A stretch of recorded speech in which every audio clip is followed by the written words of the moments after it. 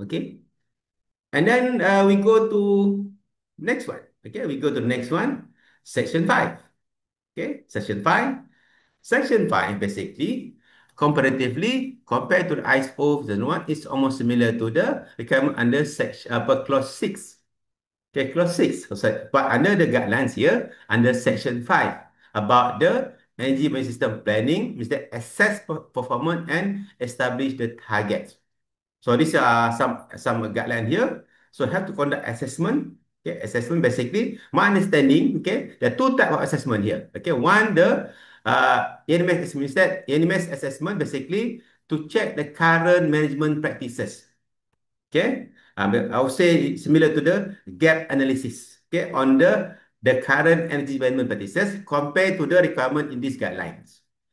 Okay, and then basically this one on the management system analysis or gap analysis. And the second one, energy performance through audit. This basically conducting the technical study, okay, or some kind of uh, energy audit or technical study. Okay, can be energy audit, can be just internal technical study to assess the current energy performance of the plant, okay, especially the energy, so-called significant energy uses or equipment system that use the most energy. And then, all right, the finding from these two assessments can be used to define the energy targets. Okay, some targets are quantifiable. Okay, must be numerical. Some target in the soft plan. Okay, so example, the finding from the ENMS assessment. Okay, from the gap analysis or the management practices. So this somehow target improvement and how to meet the requirement. But for the from B, they can come up from the some kind of quantifiable target, like how much you can save, from the improvement. Okay, something like that. Okay, and then followed by further, right? So these are the assessment. So this example, okay, on the energy system assessment here. Okay, this is energy system assessment. Okay, the further on the 5.2.1a, this is 5.2.3. Okay, basically this example, what kind of assessment that you can do? Basically, checking the current practices on all these requirements. Okay, based on the policy, is there any policy or not, the organization, communication, and all this. Okay, so this is basically a gap analysis checklist. Okay, to check currently where is the company when it come to this element.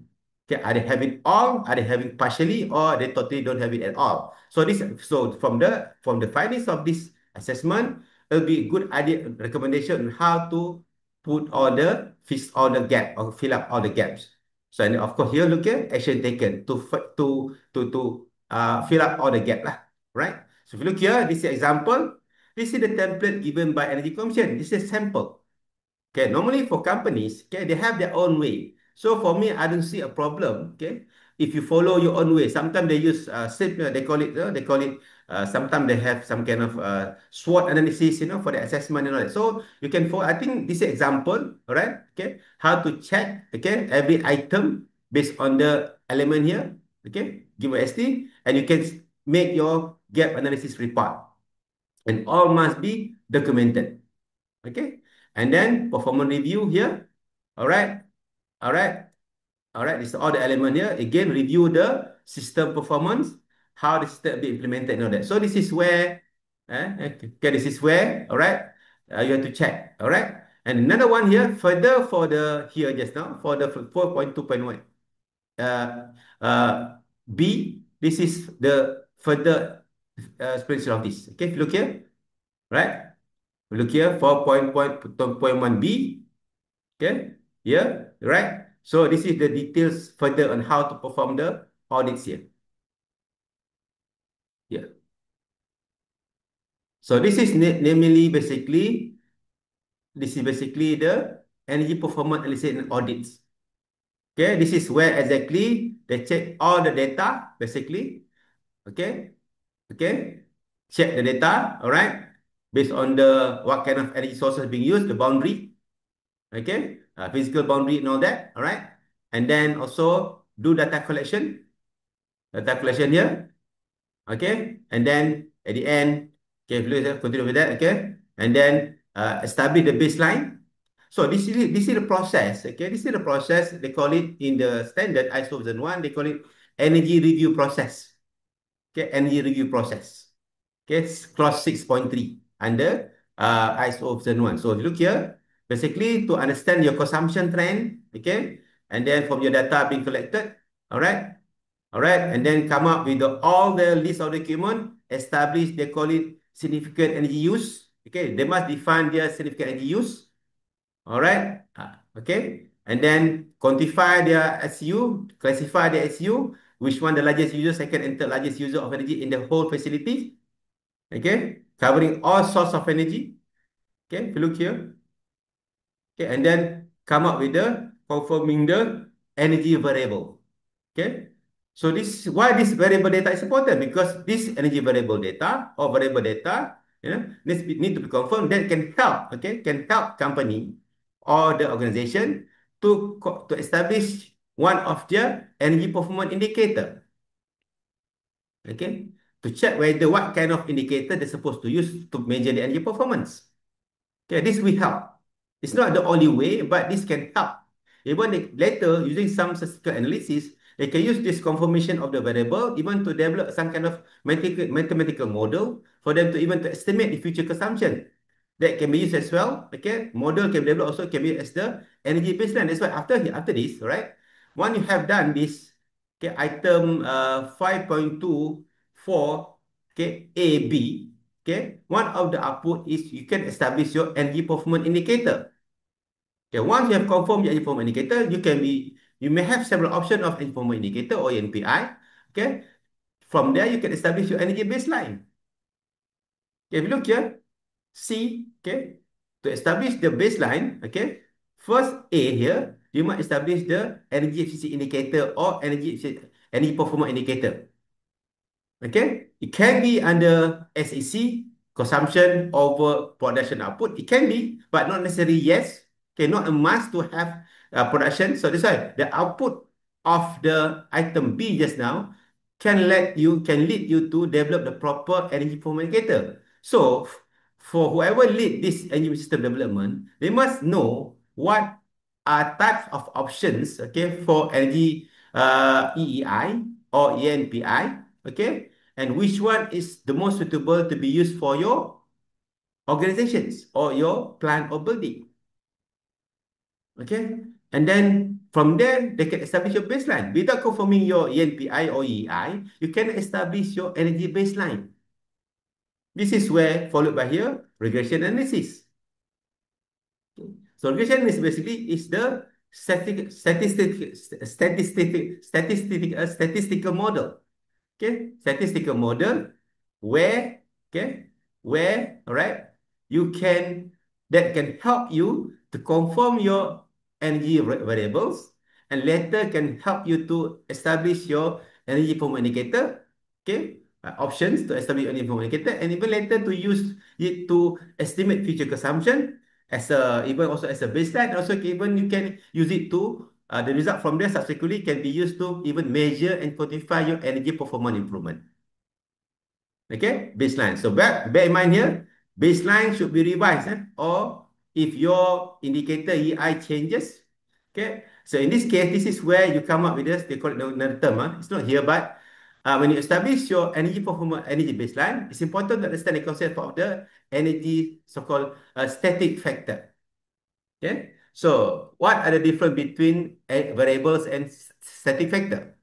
Okay, variables, energy variable or variables, okay, can be one, can be more than one, is the factors that affect your energy performance but routinely change. But energy, so-called static factor, is the factor that affect your energy performance but not change, not routinely change. Maybe change every 2 years, depends on the situation, but not routinely change. Variable changes over time, maybe weekly, monthly. Okay, but static factor affect energy performance but not routinely change, not change that often.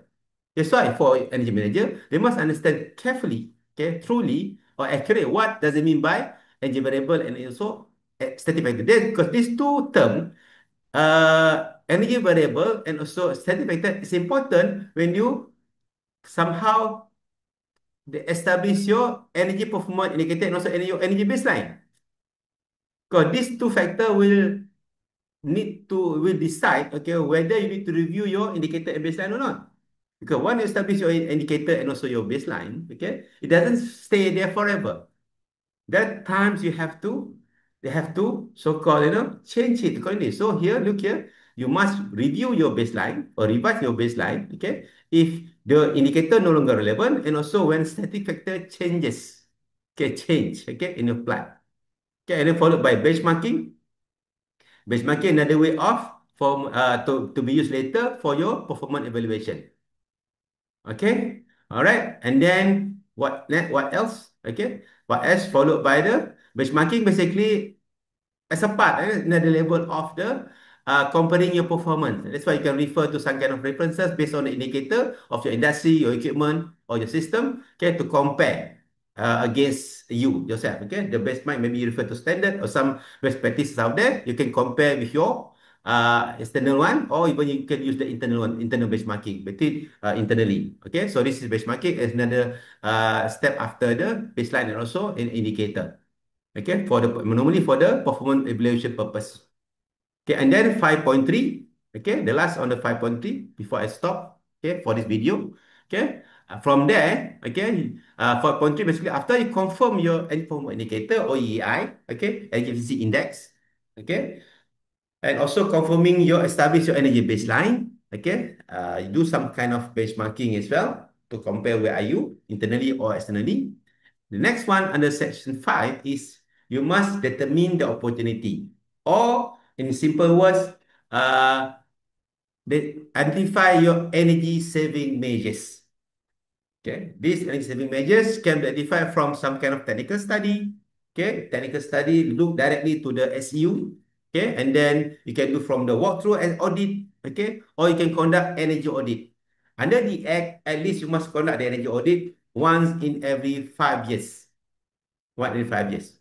Okay, so you must have so the purpose of an audit basically is to determine the opportunities, and this opportunity must be quantified. For example, how much you can save. Okay, example, how much you can save. Okay, how much from this day you identify the potentials. Okay, how much exactly you can save, reduce consumption of energy from this particular measure. Okay, and then these measures, okay, this measure, once you have decided, you must get approval from the top management. Okay, and then the number that approved by the top management can be used to set your target. Okay, targets. That's why when setting the target, the number must be approved by the top management. Because to implement all the measures, you may need some kind of resources. Okay, of course, most of the time you need financial resources. Financial resource, you need to get some kind of support from other department. You may have to conduct some kind of training. You need somebody to have the time to do this. So all this must be approved by the top management. For the number, whatever measure approved by top management, the final number, the total number, the big number can be used as your target in your engagement system. Okay, basically. So, and then from there you can set, how long you want to achieve a target. Yes, in the guideline here mentioned within 3 years. Oh, quite sensible.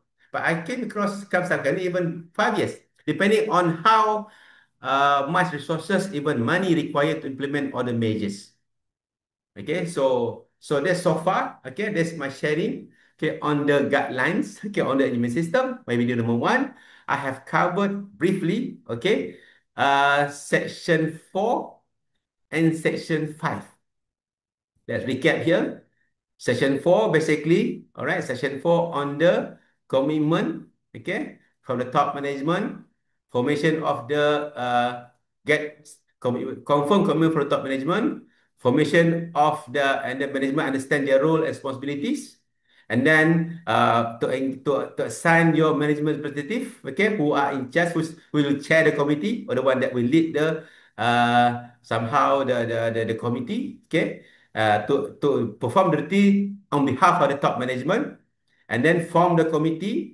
Okay, I shared just now the committee, the key person, basically the energy manager, the RAM in particular, expected. All right, and then duties of the committee. So highlight here, function of the RAM in the committee itself, very detailed here, basically to make sure the system is implemented and developed and implemented. Okay, all right, and then role of the committee in order is example of the committee structure. Okay, what work for you, and then the introduction of the energy policy that cover all the elements, especially on the supporting of the design and procurement of the energy efficient product and solutions. Okay. And then I covered number five, okay, basically the planning part of the system. Okay. The planning part of the system, a part of the system development, clause apa, section 5. If ISO version 1, normally clause 6. Okay. So this cover here, assessment, okay, system assessment, energy performance assessment through the technical study or energy audit. All right. And this is a matrix on checking the system performance, the gap analysis.